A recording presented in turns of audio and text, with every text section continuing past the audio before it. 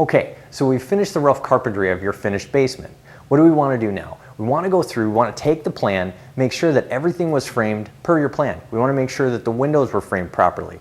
Doors, are the rough openings in the right location and are they the right size? We also want to go through and we want to make sure that everything is plumb, level, and square. We want to make sure we get it right now because this is the base for the whole finished basement. The other thing we want to do is we've got a set group of checklists that we want to go through to make sure that everything's done in a quality fashion. So let's get started and let's go through that. To check to make sure we don't have any bowed studs, I like to take a 6-foot level and run it along the wall to make sure none of them stick out and we're going to have a bow in the wall. We don't want any pregnant walls.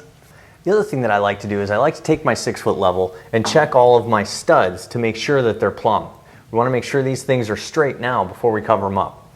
The other thing you'll see is if you look at the wall, there's a gap between the actual framed wall and the foundation wall. We want to keep a separation there, an air gap, because we don't want the studs or the insulation to take on any of that moisture from the concrete.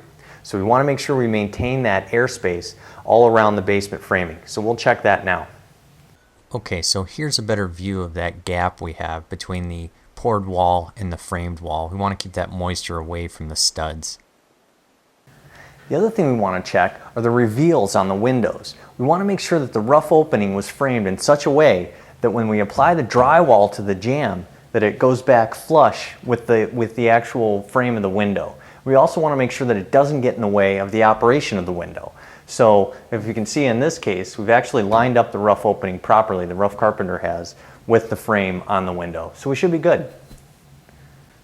Okay, the other thing we want to check on our quality checklist for our finished basement rough carpentry is where the corners meet in your plan. We want to make sure that the drywall has a backer on both sides. This way, when we go to tape it, we secure the drywall into this corner and we tape it, and that tape is going to have solid backing behind it. That way we won't have any cracking or problems with it in the future. The other thing we want to check for on a rough carpentry quality checklist for our finished basement, we want to make sure that anywhere we've got a clean out or anything that we're going to need to get to in the future, that we've framed out for an access. In this case, you can see the carpenter has actually framed a rough opening so we can get to the sewer clean out in case there's a sewer backup in the house in the future. Okay, the other thing we want to check for is we want to make sure that we've got backers in place for anything we might want to hang in the basement. So in this case, we've got our box out that we've installed for our big screen TV, our flat panel, so it recesses into the wall. Behind it, we've got a backer here, so we've got solid backing to screw in for that heavy TV. The TV is going to be about 42 inches wide and probably 70 pounds, so we want to make sure we've got something solid to screw into in the future.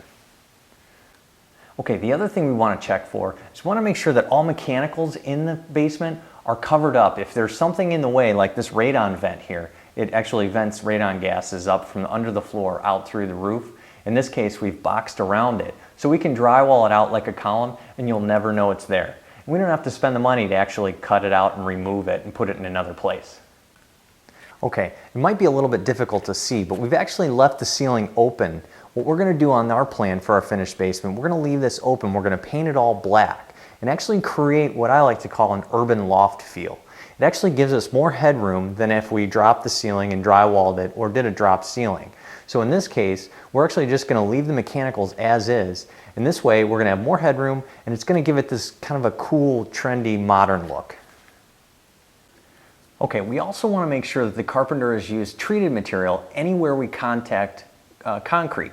So there's going to be moisture in the concrete touches the ground and it's going to wick moisture up into it. So we don't want the lumber deteriorating over time. So we want to make sure, check and make sure that you've got treated base plates all around the base of the wall. And we also, anywhere that the wall actually touches any other concrete, we want to make sure that it's treated. Now again, we want to make sure that we've got that airspace between the actual wall and the foundation, so that shouldn't need to be treated. It's only where we're actually touching the concrete. Now for all your door rough openings, you want to make sure that you've got the rough opening size usually 2 inches bigger than a standard swing door. You also want to make sure that it's the right height, which typically for a 6/8 door is about 82.5 inches. You know, they can always be shimmed and adjusted. Just make sure that it's all plumb level and square and that you're about at those dimensions. Probably best to actually get your doors or talk to your supplier and make sure that you've got the right rough openings before your framer starts. Like I said, things can be adjusted in the field, but you want to definitely make sure that you're not too small. Okay, we also want to check the component shelf that we've created here underneath the TV. Make sure it's centered, make sure it's plumb level and square and the size that we needed. Okay, that does it for the frame quality check for our finished basement. Be sure to do a thorough job on this, as the framing is really the foundation for a high quality finished basement. Stay tuned for our next video on our mechanical quality check.